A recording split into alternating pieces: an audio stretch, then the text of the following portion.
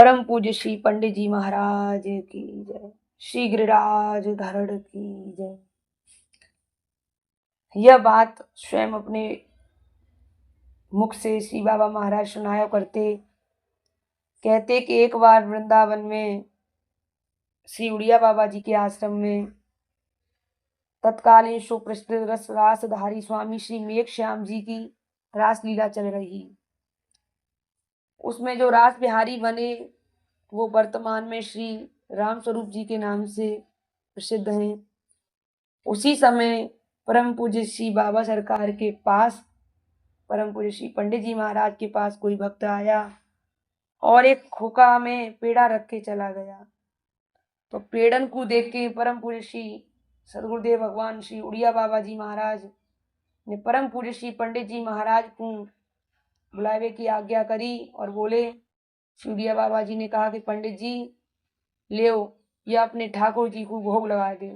जो रास बिहारी भगवान लीला कर रहे थे उनको भोग लगाने का आदेश श्री उड़िया बाबा जी ने पंडित जी महाराज को दिया और भगवान को भोग लगा दो।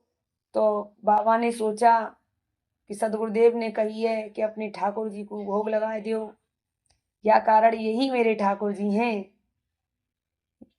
या भाव सो हमारे परम पूज्य श्री बाबा सरकार ने श्री राम स्वरूप जी को अपनो ठाकुर ही, अपनो कन्हैया ही कन्हैया मान के ही उनको पूछते रहे। क्योंकि हमारे बाबा सांकेतिक उपासना को ही स्वीकार कर लेते थे। गुरुदेव ने कोई सांकेतिक भाषा में उपासना कोई भी आदेश दे दिया तो बाबा ने उसको स्वीकार कर लिया कि ये मेरे लिए उपदेश किया है। इनकी एक हूँ कमी आपने जीवन में नहीं देखी। जब जब इनकी ओर दृष्टि उठाई तभी परम पूज्य श्री सदगुरुदेव की आज्ञा को ध्यान में धर के बाबा ने भजन कियो और आजीवन श्री रास बिहारी भगवान को ही ठाकुर जी मानते रहे। परम पूज्य श्री उड़िया बाबा जी ने आदेश कर दिया कि जाओ पंडित जी और ठाकुर जी को भोग लगाओ। तो बाबा समझ गए कि मेरे तो ठाकुर जी यही हैं और उन्हीं को आजीवन कन्हैया मान के आजीवन सेवा करते रहे, अपने हाथों लाड दुलार करते रहे।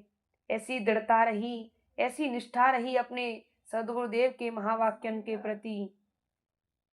ऐसे परम पूज्य श्री बाबा महाराज, परम पूज्य श्री पंडित जी महाराज की जय। श्री गिरिराज धरण की जय।